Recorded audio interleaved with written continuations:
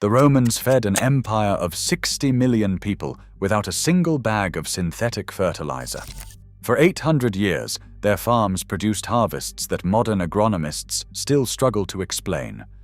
They grew wheat on the same fields for centuries without depleting the soil. They turned rocky hillsides into productive farmland. They irrigated deserts and transformed swamps into grain belts that fed armies marching across 3 continents. In 1913, German chemists invented synthetic nitrogen. Within 50 years, everything the Romans knew was declared obsolete. Universities stopped teaching it. Extension services forgot it existed, and a $230 billion industry rose up to sell farmers something the Romans produced for free. If this system built the greatest empire in human history, why are we not using it? The answer reveals everything wrong with how we grow food today. Welcome to Silenced Seeds. Before we break this silence, if these stories matter to you, the best way to preserve this wisdom is simple. Subscribe, hit the bell, and share these seeds with those who need to remember what we forgot.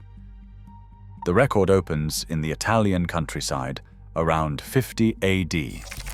A Roman landowner named Lucius Junius Moderatus Columella sits in his villa, composing what will become the most influential agricultural text in Western history.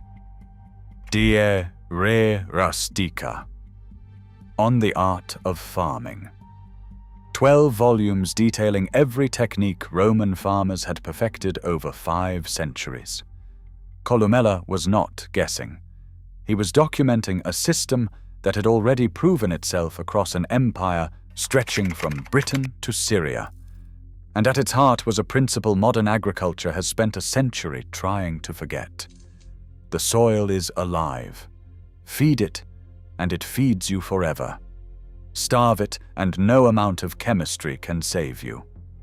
The Romans understood something we pretend not to know. Fertility is not a substance you buy in a bag. It is a relationship between plants, animals, water, and earth. Break that relationship, and the land dies. Maintain it, and the land gives without end. Roman farmers operated on a system Columella called food, feed, fallow.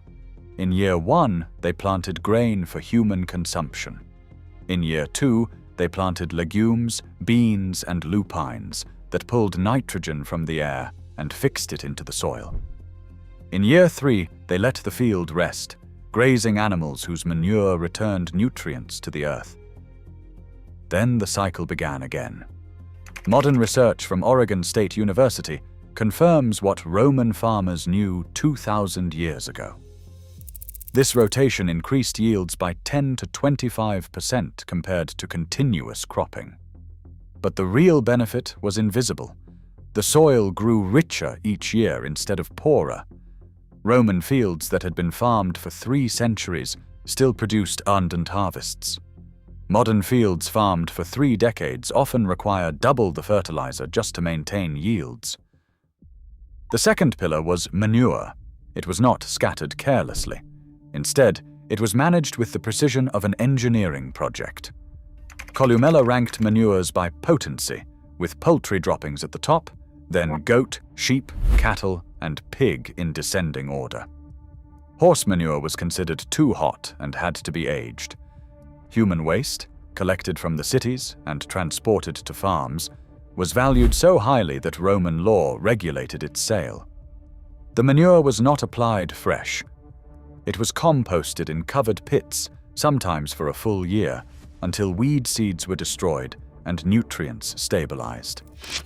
A study published in 2019 in the MDPY journal traced phosphorus signatures in ancient Roman soils and found evidence of systematic manuring practices stretching back millennia. The Romans were building soil fertility the way they built roads, for permanence.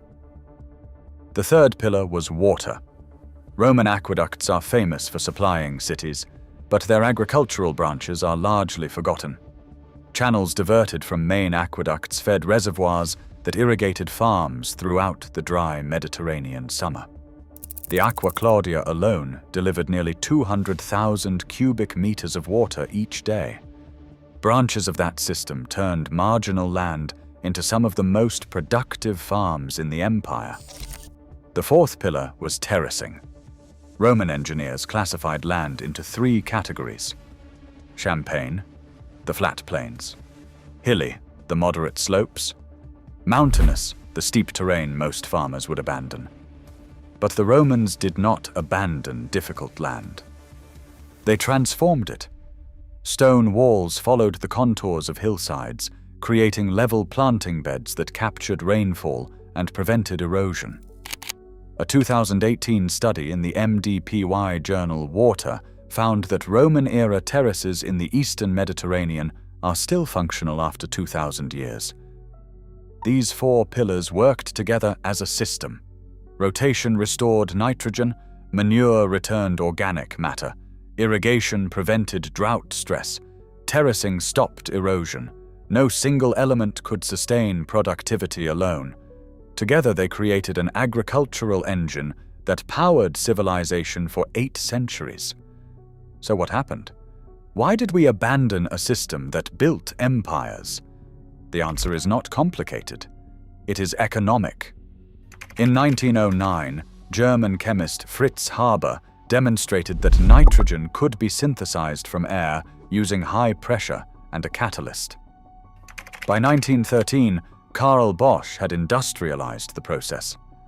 Factories could now produce what Roman farmers grew in their fields: synthetic ammonia, artificial fertility. The timing is critical. World War I created massive demand for explosives, which require nitrogen. When the war ended, the factories needed new markets. They found one: agriculture. By the 1920s, chemical companies were marketing synthetic fertilizer to farmers who had practiced rotation for generations. The pitch was simple. Why wait 3 years for legumes to fix nitrogen when you can spread it from a bag in an afternoon? Why compost manure for a year when you can buy ready-made fertility? Why build terraces when you can mine the soil now and deal with consequences later? Within 2 generations, the Roman system was declared primitive. Universities stopped teaching rotation as a fertility strategy and started teaching it as a disease control measure. Manure became waste to be disposed of rather than treasure to be cultivated.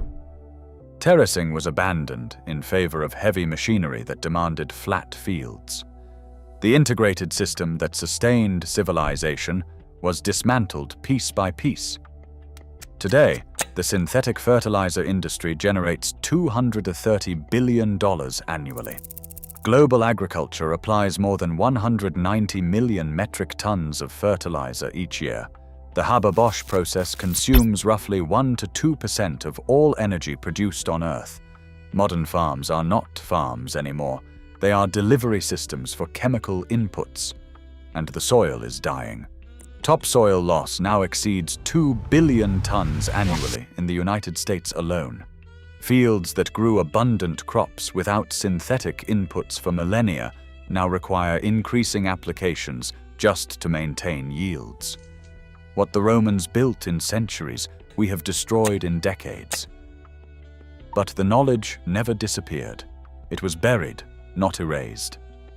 In 2020, researchers at Bioneers documented farms using Roman-style rotation achieving 25% higher yields than conventional chemical farming. In 2023, a study in the Journal of Plant Nutrition and Soil Science analyzed Roman green manuring practices and concluded they were scientifically optimal for Mediterranean soils. The data keeps confirming what Columella wrote 2,000 years ago. Soil health determines everything. Today, a quiet revolution is spreading. Regenerative farmers are rediscovering rotation. Cover crops are replacing fallow with even more efficient nitrogen fixation. Composted manure is returning to fields that had been sterilized by chemicals. Terracing is being restored on eroded hillsides across 3 continents. The system that built Rome never stopped working. We simply stopped using it. You do not need an empire to practice Roman soil methods. You need understanding.